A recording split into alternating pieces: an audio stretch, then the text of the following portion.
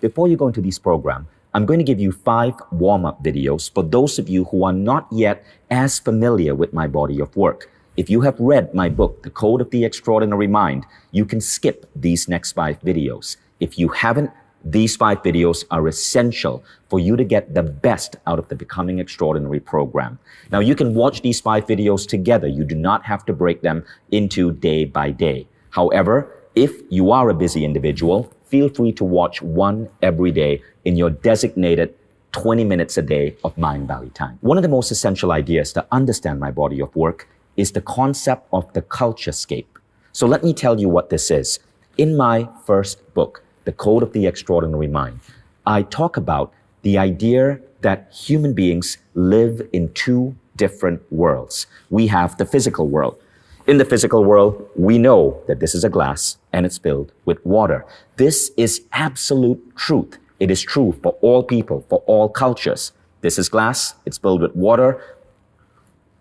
It's interesting to drink, and this glass breaks. But while this is absolute truth, there is also relative truth. Relative truth is the things which are true in our head. It is the truth which is different from culture to culture, from perspective to perspective, from generation to generation. Relative truth, however, is often taken to be absolute truth. And this is what causes so many people to be stuck within the confines of what society expects from them, rather than forge their own path in life. Let me explain how we got to where we are. If you go back to the dawn of humanity, it's important to understand that our species is not very old. Scientists and anthropologists estimate that 100,000 years ago, there were only about 1,000 human beings of planet Earth roaming around the plains of Africa, slowly moving across the entire planet to become the cultures, the religions, the races, the ethnicities that we are today. But if we go back 1 million to 2 million years ago, we find that our species were not alone. Homo sapiens were not the sole intelligent ape walking the planet.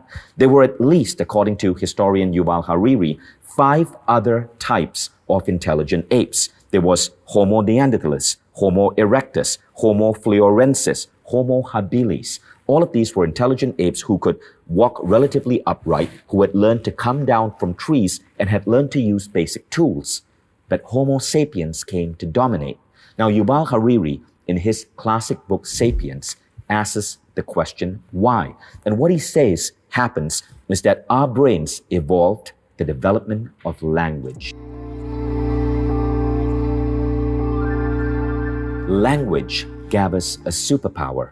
Homo sapiens, using the tools of language, could create new ways of operating in the world. If you saw a tiger by the riverbank, you could go to the other Homo sapien in your tribe and you could say, hey, Gronk, don't go to river to fish. Tiger there, he eat you. You stay here till tomorrow. And this gave us a natural advantage. Now what happened is, now as time went on, language took on an even more powerful role. You see, language allowed us to stack ideas. So one person could learn fire, and through the art of storytelling could teach the next generation the art of making fire. Language allowed generation to generation ideas to flow even before the advent of writing. And this made us who we are today. This collective entity of almost billions of Homo sapiens all around the planet who use language to build up on ideas from generations past. Homo sapiens are a truly unique type of animal. But the funny thing about language is, language allows us to live in 2 different worlds. We move from just the physical world, the plains of Africa, and the environment around us, to the world within the head. We use language to coin such abstract ideas such as compassion, love, God, work, mindfulness. Think about it. None of these things exist in the same way for everyone across the planet.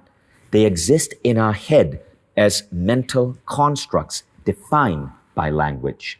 And as you look culture to culture across the world, you find that different cultures even use different languages to identify different emotions. For example, in Tahitian culture, there is no word for sadness. Instead, they have a word whose closest translation would be the kind of fatigue you feel when you have the flu. So the funny thing about language is, language allows us to have constructs in our life that don't actually exist in the physical world. But we forget that. We think these constructs are real. We function as if they are real. But a lot of this stuff is made up. Steve Jobs famously said this. So the thing I would say is, when you grow up, you tend to get told that the world is the way it is, and your life is just to live your life inside the world, try not to bash into the walls too much, try to have a nice family life, have fun, save a little money. But life, that's a very limited life. Life can be much broader once you discover one simple fact, and that is everything around you that you call life was made up by people that were no smarter than you. And you can change it. You can influence it. You can build your own things that other people can use. Once you learn that, you'll never be the same again. Steve had a point. Study after study shows that language affects us in really mysterious ways. Anthropologists found that there's a tribe in Namibia called the Himba who have a very unique use of language. In Himba culture, there is no word for the color blue, but there are 19 different words for the color green. So take a look at this image. Scientists would show the Himba the following wheel and ask them to point out the square in this wheel that's blue. Can you spot the blue square? Odds are you can. But the funny thing is, the Himba tribesmen couldn't identify the blue square, as obvious as it looks to us. Now, when they showed the Himba tribesmen this wheel, it's green squares, but one square has a slightly different shade of green, so tiny that I bet you can't identify it. Well, the Himba tribesmen could spot that green shade immediately. Think about it.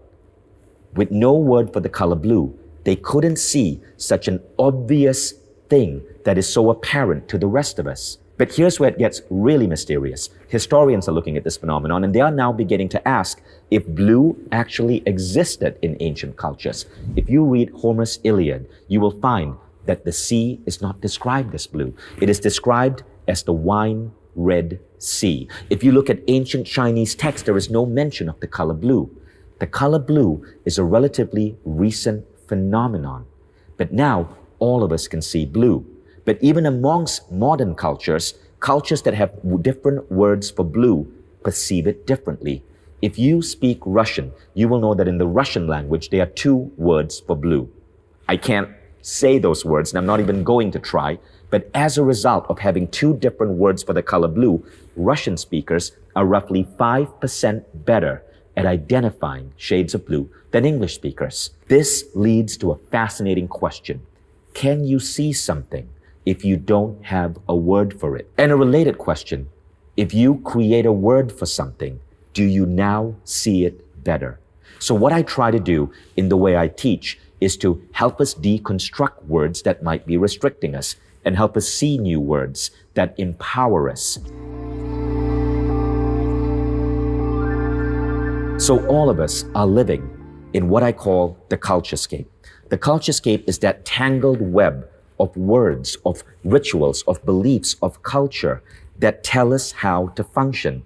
In a highly complex world, human beings from the time we are babies imitate to make sense of this complexity. But like a fish swimming in water doesn't know it's in water, many of us are completely blind to the fact that we are operating in this culturescape and that some of the rules that we have taken on to aid us in life might be useful, but some of these might be absolute bullshit. And this is where I'm going to create a new word to help you escape the rigidity of these bullshit rules. I call this word brule. I want you to remember it. B-R-U-L-E. A brule is a bullshit rule. And when you start to understand the concept of rules, you start to spot them more easily. In fact, rules as a word is getting so popular that I just received this photo. This is from Entrepreneurs.org, New Jersey. They created this little hammer to give to all their entrepreneur members to remind these entrepreneurs to really rethink and break the rules that hold them back. So, what are some rules that you might be facing in life? Rules or bullshit rules that actually box you in, that prevent you from fully expressing yourself and living the life that you want. We're going to explore this in the next video. Let me give you an idea of what starts to happen when you start understanding the dynamic that words play in your life, when you start to see what words might be helpful and what words might be making you succumb to rules. There was a person who used to work at Mind Valley, and she was a brilliant manager, but she realized that she was using a word that was actually creating stress in her life, and that word was busy. People would come up to her and say, "Hey, how are you doing?" And she'd go, "I'm really busy today." And then she realized that just using the word busy would create this tension, this negative emotion in her. So she started changing the word. She started saying, rather than busy, fully optimized. People would come up to her and she'd say, "Well, I'm fully optimized today." And by using the word fully optimized in place of the word busy, she found that she had a different emotional reaction. Because you see, words are trained onto us by our parents, but words are simply not a means of language. Words carry with them emotion, judgment, pain from the past. Busy is one of those words with a slightly negative connotation. Changing that word actually shifts the way you feel in the office. And just as an exercise, if you want to go deeper, start thinking about the words in your life that actually might be restricting you. Words such as work, words such as relationship, words such as boyfriend or girlfriend, words such as marriage, parenting, words such as formal or professional or career or money. What do these words mean to you? And be conscious of the feeling that these words bestow upon you. This is a sure way to identify and get a sense of what rules you might be operating under. We'll go deeper into that next.